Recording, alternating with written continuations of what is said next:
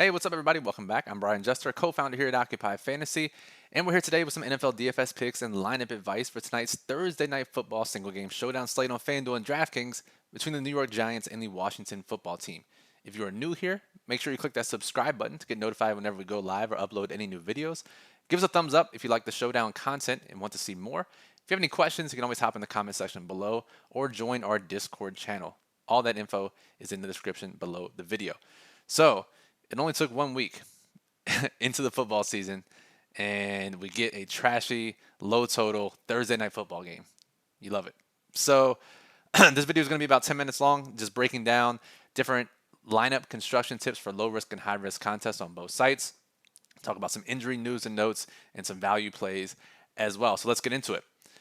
The first thing that we want to talk about is low risk contests, 50-50s, double ups, head to heads, any contest where roughly half the field doubles their money. And let's start with DraftKings. If you read our showdown guide, you know we like to jam in both quarterbacks, both running backs, in an effort to lock up all the scoring.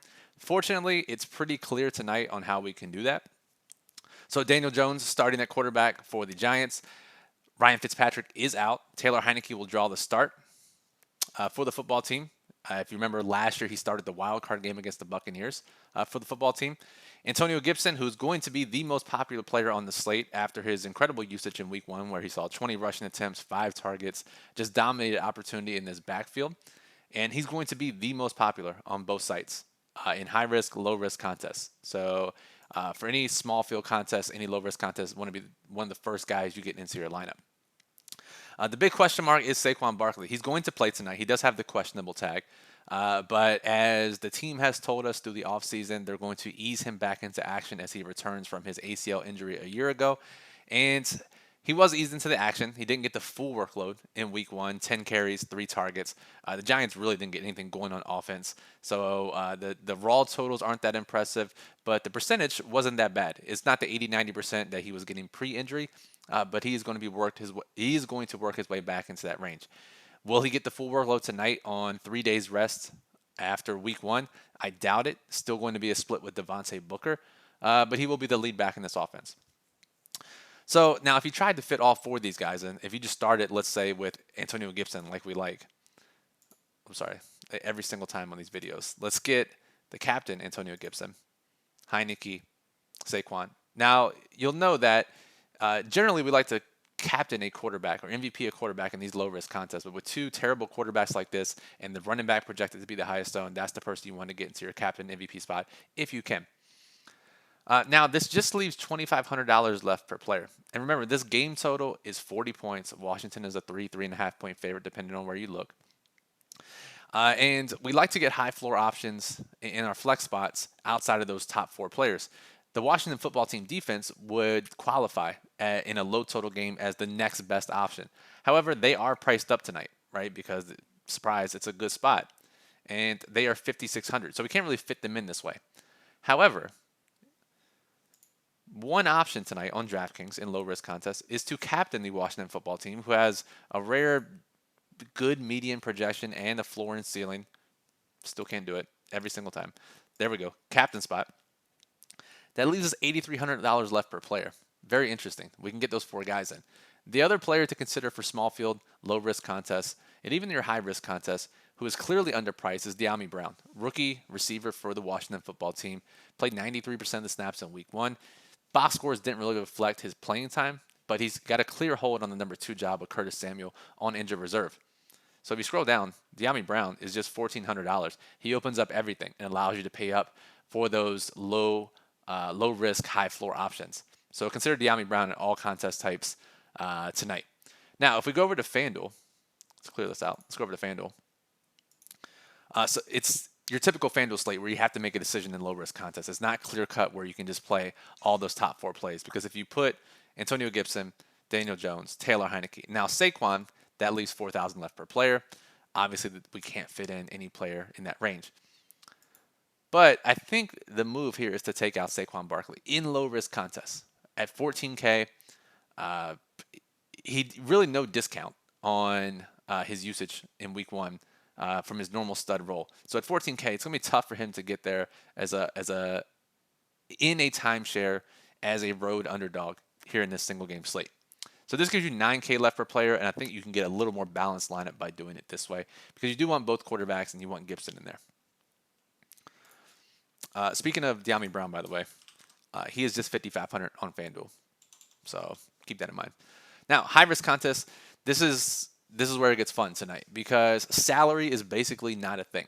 I ran a couple lineup runs this morning in our lineup builder at Occupy Fantasy, which is great because even if you don't build 150 lineups, you can use a lineup builder to kind of see what's possible and sort by projected ownership, sort by projected points, by salary, see all the different factors of what the field's going to do. So I like to do that to get a sense of what's possible. And I couldn't even build 150 lineups tonight with a tight salary range. I had to lower it down to 47,000 floor, 46,000 floor, 45,000 floor. There are even lineups that could win tonight that leave 10,000 left over. That's how crazy it is. Because in a low total game, all it takes is one trash player to get into the end zone. Now everything's messed up. Because you figure De'Ami Brown is underpriced. The defenses project pretty well. The quarterbacks aren't great and could easily not get there. So there are a lot of different ways to go. But do note that a low total game, 40 points, running backs are more likely than receivers or quarterbacks to be the optimal captain on DraftKings. They're a little more likely on FanDuel as well than usual. The lower total game makes that a possibility. The other interesting thing is that both of these quarterbacks can get work done on the ground. So it's not like we have to pair two receivers with a quarterback in our normal correlation rules. So understand that most people are going to start their lineups this way in high-risk contests. Antonio Gibson at captain, we project him to be over 20% rostered in the captain spot. And then they'll play the football team.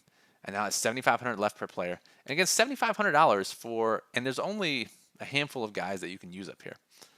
So if you do start this way, leave a lot of salary, right? Because there's other guys, the kickers, the tight ends, some of these tertiary receivers, Adam Humphries, De'Ami Brown. Because the nice thing is if you play De'Ami Brown at $1,400 as a wide receiver too, he could conceivably outscore. I'm going to keep scrolling until I find a guy that he may not outscore. I mean, probably Sterling Shepard, Logan Thomas, right? I don't know if he'll outscore either one of these guys just based on his role. He could. He probably won't. But let's just say Logan Thomas, $7,400. That is $6,000 more than De'Ami Brown. If you leave $5,900 left over with De'Ami Brown, he could easily outscore everyone above him, right? That's how you think about salary usage in high-risk contests. So again, these are for the largest field contests. If you're 150 max and 20 max and playing large field single entry, 3 max GPPs. In your small field contest, your 200 player contests or less that are high risk, you don't have to get that crazy. But in those types of contests, we generally try to build towards the salary cap. Tonight, you can still leave 1K left over in a small field contest just because of the way the salary works out. FanDuel, it's a little bit of the same, right? Because if you play Gibson at captain or MVP, you can do the same thing with De'Ami Brown's price. If you play one of the quarterbacks, let's say Daniel Jones, I mean, there are receiving options. Kyle Rudolph is 7K. Kadarius Toney in a gadget role is 6,500. There are easy ways to leave salary on the table in a low total game. So it's a tricky slate. It's an incredibly difficult slate because of the salary usage, because of De'Ami Brown's mispricing, because of Antonio Gibson's popularity. Very tough. But we're going to lay it all out for you, rank every player on the slate, give you lineup strategies for specific contests, nail it all down in our daily plug.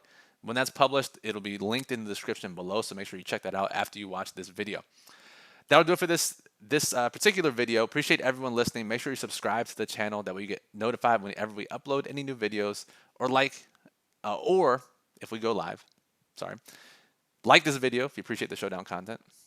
Any questions, Discord, comment below. You know how to get in touch with us. So Brian Jester for Occupy Fantasy. Appreciate everyone listening and good luck tonight.